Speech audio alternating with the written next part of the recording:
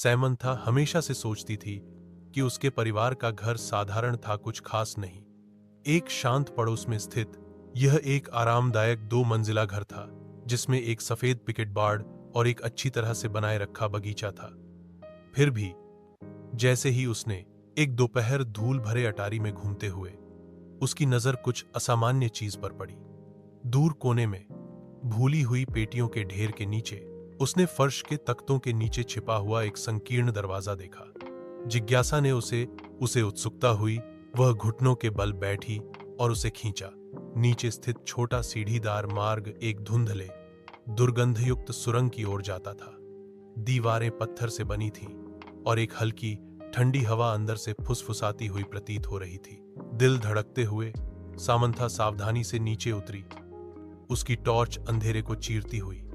सुरंग उसकी उम्मीद से कहीं अधिक लंबी खिंची हुई थी, जो पृथ्वी के नीचे मुड़ती और मुड़ती थी।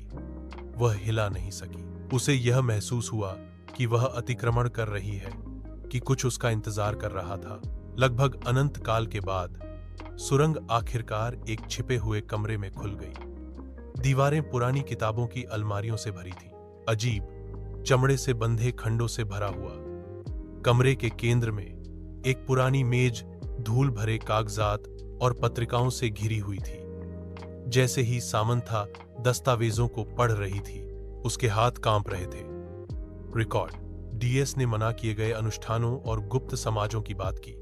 उसके परिवार का नाम बार बार उल्लेख किया गया। जितना गहरा उसने पढ़ा, उतना ही उसे एहसास हुआ कि उसके परिवार का इतिहास अंधेरे रहस्यों से जुड़ा हुआ था। रहस्य वह दफन रहने के लिए था। उसने कुछ ऐसा उजागर किया था जो किसी को नहीं पता होना चाहिए था, कुछ ऐसा जो पीढ़ियों से छिपा हुआ था। जैसे ही खोज का भार उस पर पड़ा, उसने सबसे हल्की आवाज सुनी।